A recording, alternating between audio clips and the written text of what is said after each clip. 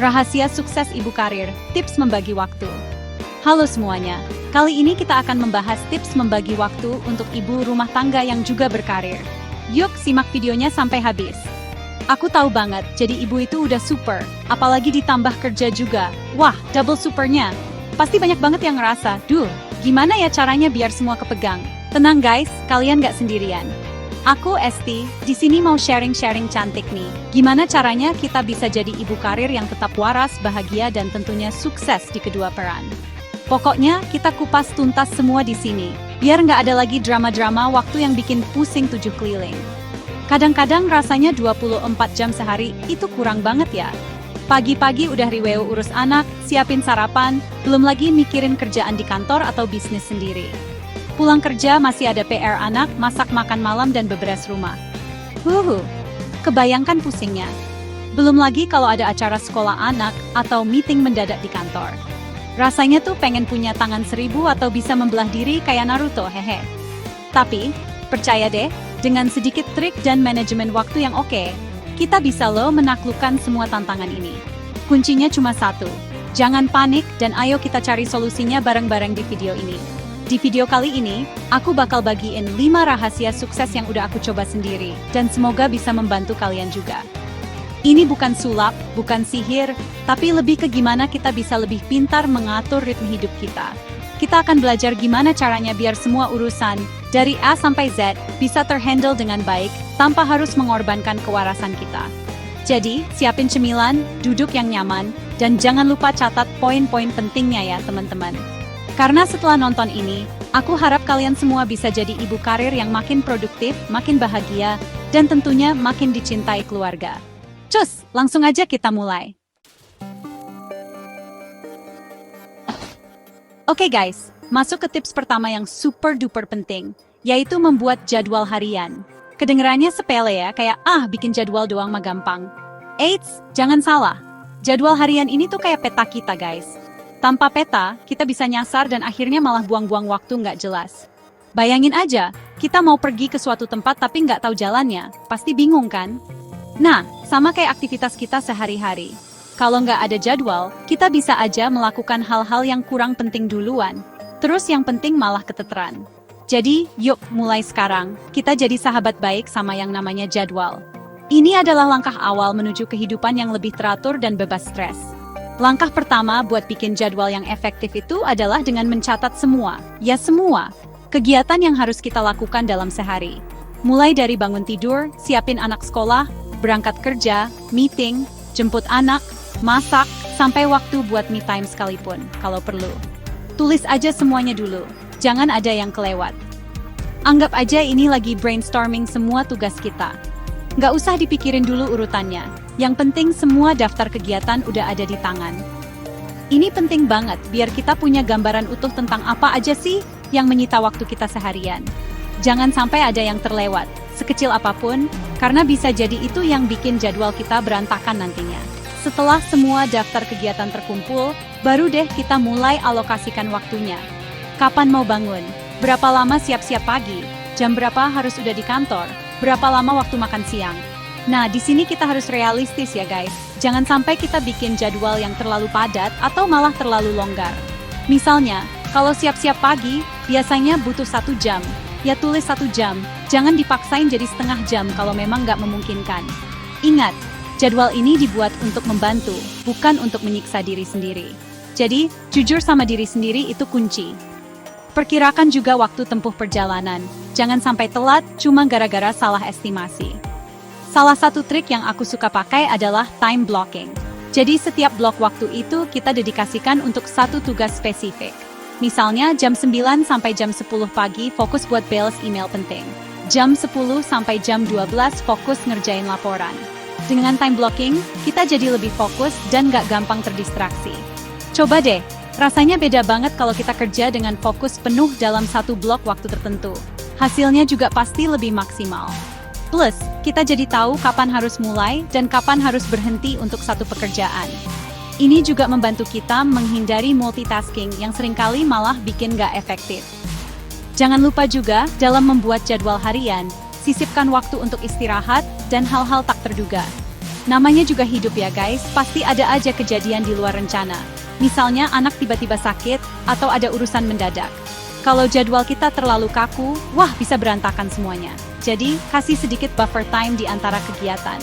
Ini juga penting, biar kita nggak gampang stres. Istirahat sejenak juga perlu loh Sia, biar otak kita fresh lagi, dan siap melanjutkan tugas berikutnya dengan semangat baru. Jangan sampai kita burnout, karena terlalu memforsir diri tanpa jeda. Nah, jadwal ini nggak harus saklek, dan nggak bisa diubah sama sekali loh. Justru, jadwal yang baik itu adalah jadwal yang fleksibel. Setiap malam sebelum tidur, atau pagi-pagi sebelum mulai aktivitas, coba deh review lagi jadwal untuk hari itu. Ada yang perlu disesuaikan nggak?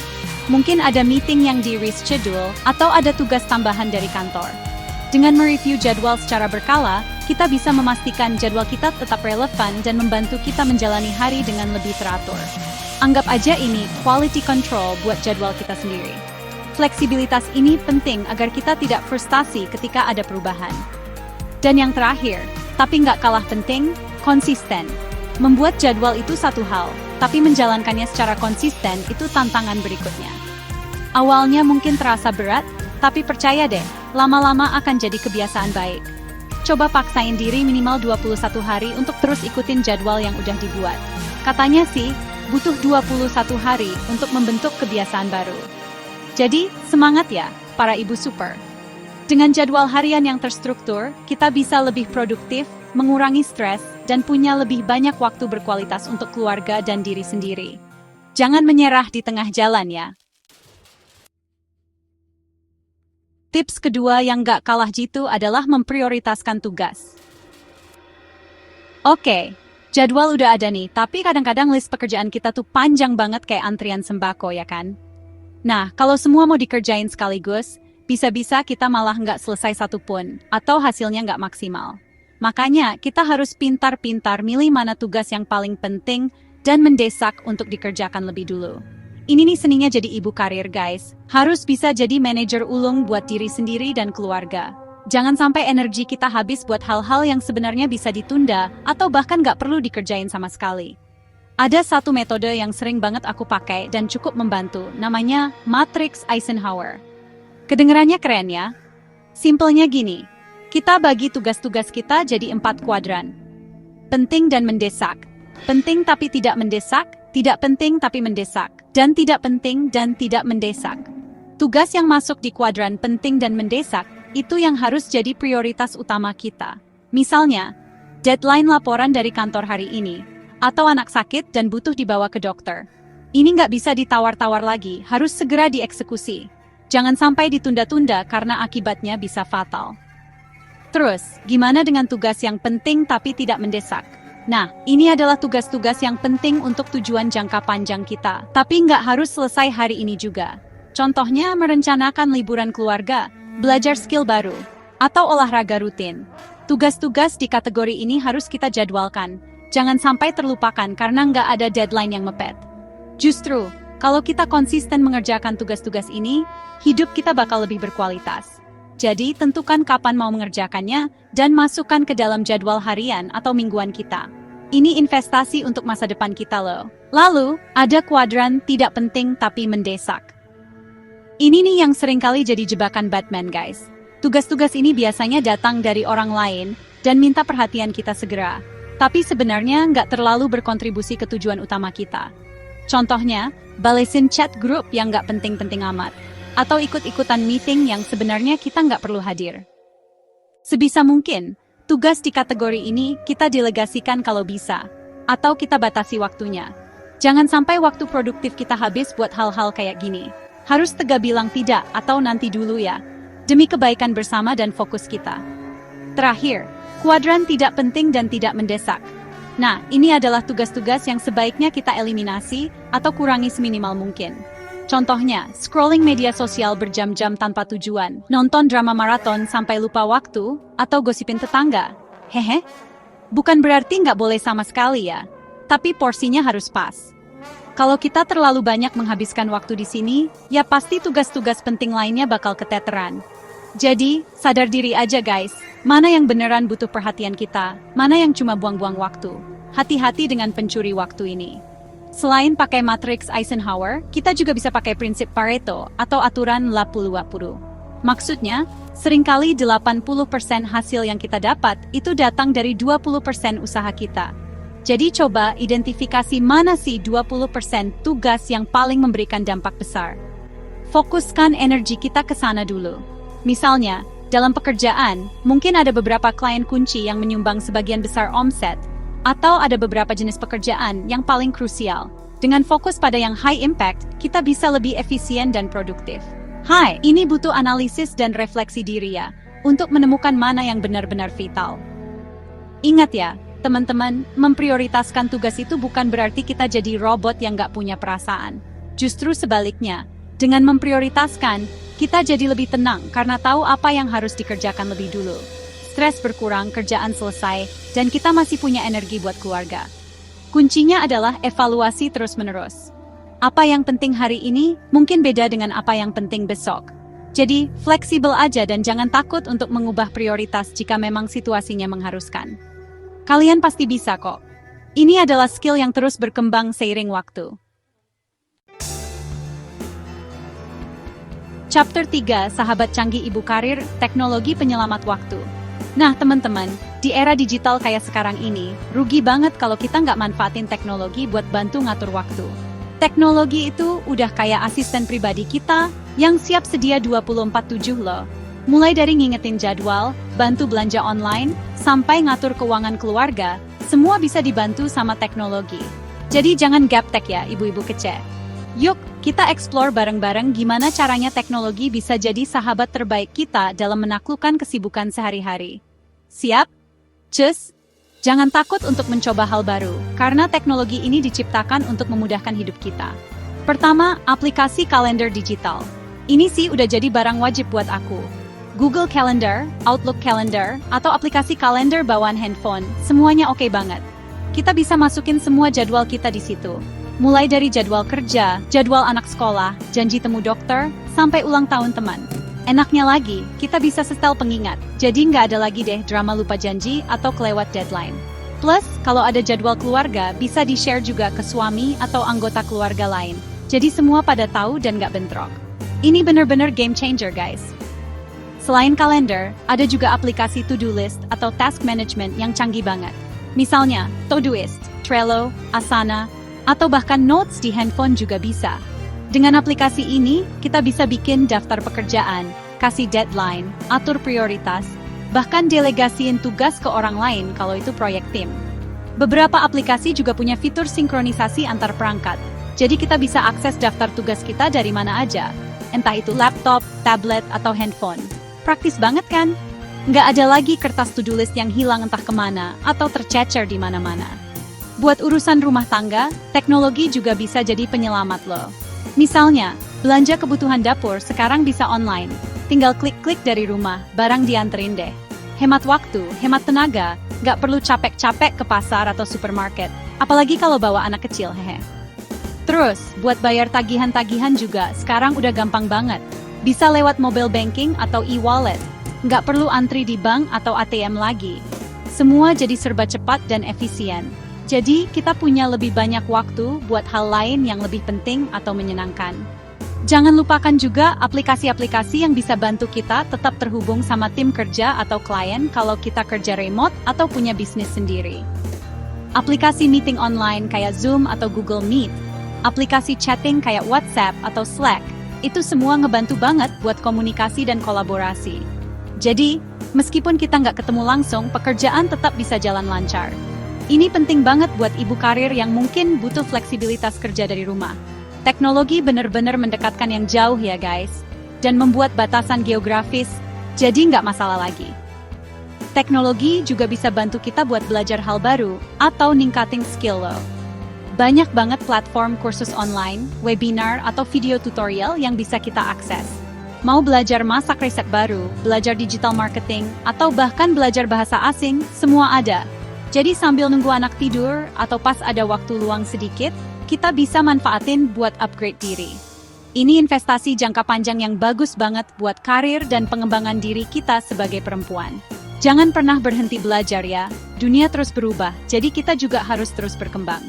Tapi ingat ya, Guys, meskipun teknologi itu banyak manfaatnya, kita juga harus bijak menggunakannya. Jangan sampai kita malah jadi kecanduan gadget dan lupa waktu. Atur waktu buat digital detox juga penting. Gunakan teknologi untuk mendukung produktivitas kita, bukan malah jadi sumber distraksi. Pilih aplikasi dan alat yang benar-benar kita butuhin aja. Dengan pemanfaatan yang tepat, teknologi bisa jadi partner luar biasa yang bikin hidup ibu karir kayak kita jadi lebih mudah dan terorganisir. Semangat mencoba dan temukan mana yang paling cocok buat kalian. Chapter 4, nggak sendirian kok, berani minta bantuan itu kuat. Oke teman-teman, sekarang kita masuk ke tips keempat yang sering kali dianggap sepele, tapi sebenarnya krusial banget. Jangan ragu untuk meminta bantuan.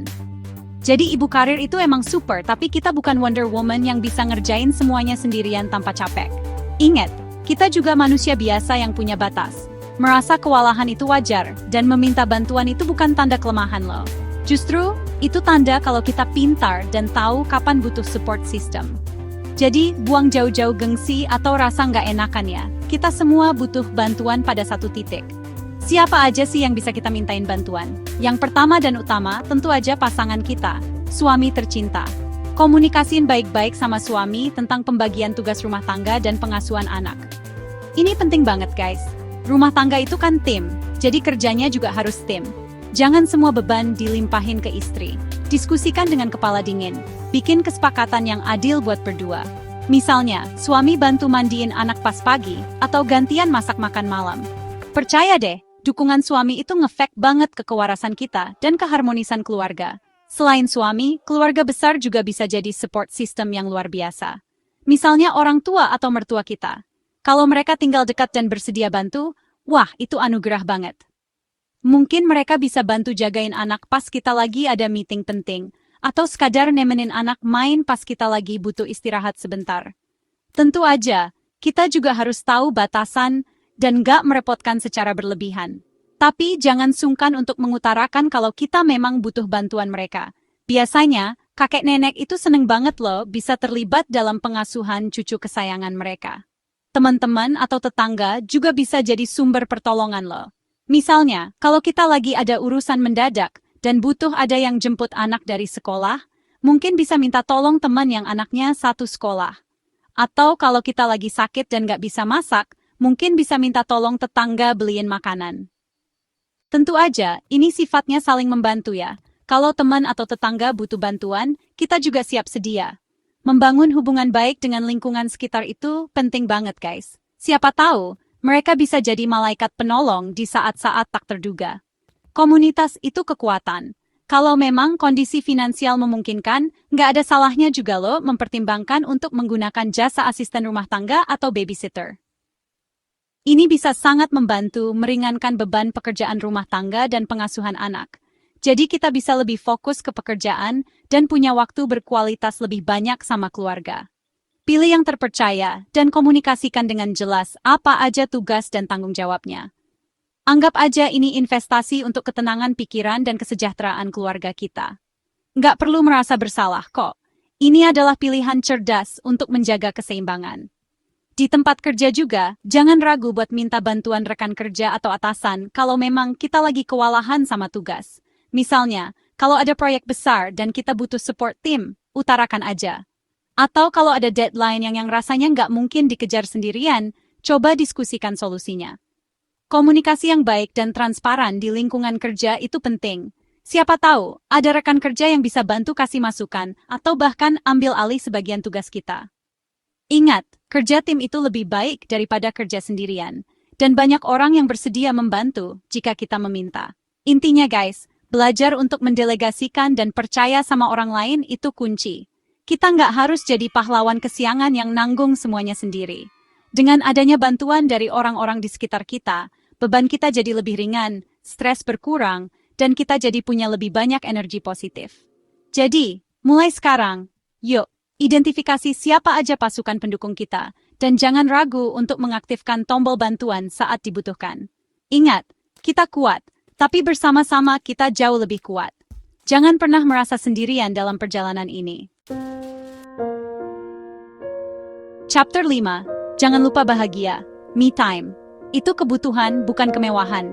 Nah, ini dia tips terakhir yang sering banget terlupakan, tapi justru paling penting buat menjaga kewarasan dan kebahagiaan kita sebagai ibu karir. Sisihkan waktu untuk diri sendiri alias me time. Seringkali, kita terlalu sibuk ngurusin anak, suami, rumah, dan kerjaan, sampai lupa kalau diri kita sendiri juga butuh perhatian. Padahal kalau kita bahagia dan sehat secara mental maupun fisik, kita pasti bisa jadi ibu dan pekerja yang lebih baik lagi. Jadi, me time itu bukan egois ya guys, tapi sebuah kebutuhan. Ini adalah fondasi dari segalanya. Kenapa sih me time itu penting banget? Bayangin aja gelas kosong guys. Kalau gelasnya kosong, gimana mau nuangin air ke gelas lain? Sama kayak kita. Kalau energi kita udah habis, baterai kita udah low, gimana kita mau kasih yang terbaik buat keluarga dan pekerjaan? Me time itu ibarat nge-charge ulang energi kita. Biar kita bisa kembali fresh, semangat, dan penuh cinta. Jadi, jangan merasa bersalah kalau kita butuh waktu sejenak untuk diri sendiri. Anggap aja ini investasi buat kebahagiaan jangka panjang dan kesejahteraan seluruh keluarga. Me time itu nggak harus yang mahal atau ribet kok. Nggak perlu nunggu liburan ke Bali dulu baru bisa me time, hehe. Hal-hal simple juga bisa jadi me time yang berkualitas. Misalnya, nikmatin secangkir teh hangat di pagi hari sebelum semua orang bangun, baca buku favorit selama 30 menit, dengerin musik sambil maskeran, atau sekadar jalan-jalan santai di taman sendirian. Yang penting, itu adalah waktu yang kita dedikasikan khusus untuk diri sendiri, melakukan hal yang kita suka, dan bikin kita rileks. Cari apa yang benar-benar mengisi ulang jiwa kita. Coba deh, jadwalkan me time. Kita sama pentingnya kayak kita ngejadwalin meeting atau antar anak sekolah. Masukin ke kalender, biar nggak kelewat. Mungkin bisa 15-30 menit setiap hari, atau beberapa jam di akhir pekan. Konsistensi itu kunci. Kalau kita rutin melakukan me time, kita akan merasakan dampaknya yang luar biasa. Mood jadi lebih baik, stres berkurang, dan kita jadi lebih sabar menghadapi tantangan sehari-hari. Percaya deh, ini worth it banget. Jangan anggap remeh kekuatan dari momen-momen kecil untuk diri sendiri ini. Apa aja sih ide me time yang bisa kita lakuin? Banyak banget guys, tergantung apa yang kalian suka. Ada yang suka olahraga kayak yoga atau zumba. Ada yang suka perawatan diri kayak cream bath di salon atau pijat. Ada yang suka menyendiri di kafe sambil nulis jurnal. Ada juga yang suka nonton film atau series favorit tanpa gangguan. Apapun itu, yang penting bikin hati senang dan pikiran tenang. Jangan lupa, komunikasikan juga ke keluarga kalau kita butuh me time. Biar mereka ngerti dan kasih dukungan penuh. Mereka pasti ingin kita bahagia juga. Selain me time yang sifatnya personal, jangan lupakan juga we time bareng pasangan atau girls time bareng sahabat-sahabat. Ini juga penting buat menjaga hubungan sosial kita dan bikin kita merasa terhubung.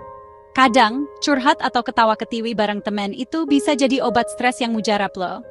Jadi, luangkan waktu juga buat quality time sama orang-orang terkasih di luar rutinitas keluarga dan pekerjaan. Hidup itu kan harus seimbang ya guys, antara tanggung jawab dan kesenangan pribadi serta koneksi sosial. Jadi, para ibu super di luar sana, ingat ya, kalian berharga dan kalian pantas bahagia. Merawat diri sendiri itu bukan berarti kita melalaikan tanggung jawab, tapi justru kita lagi mengisi ulang bahan bakar biar bisa menjalankan semua peran dengan lebih optimal. Mulai dari hal kecil, temukan apa yang bikin kalian happy, dan lakukan itu secara rutin. Karena ibu yang bahagia akan menciptakan keluarga yang bahagia dan lingkungan kerja yang positif. Semangat selalu, dan jangan lupa untuk selalu mencintai diri sendiri apa adanya. Kalian luar biasa. Chapter terakhir, sampai jumpa di puncak sukses. Nah itu dia teman-teman 5 rahasia sukses yang bisa aku bagiin buat para ibu karir hebat di luar sana dalam membagi waktu. Mulai dari bikin jadwal harian yang teratur, memprioritaskan tugas, manfaatin teknologi, jangan ragu minta bantuan, sampai menyisihkan waktu buat diri sendiri.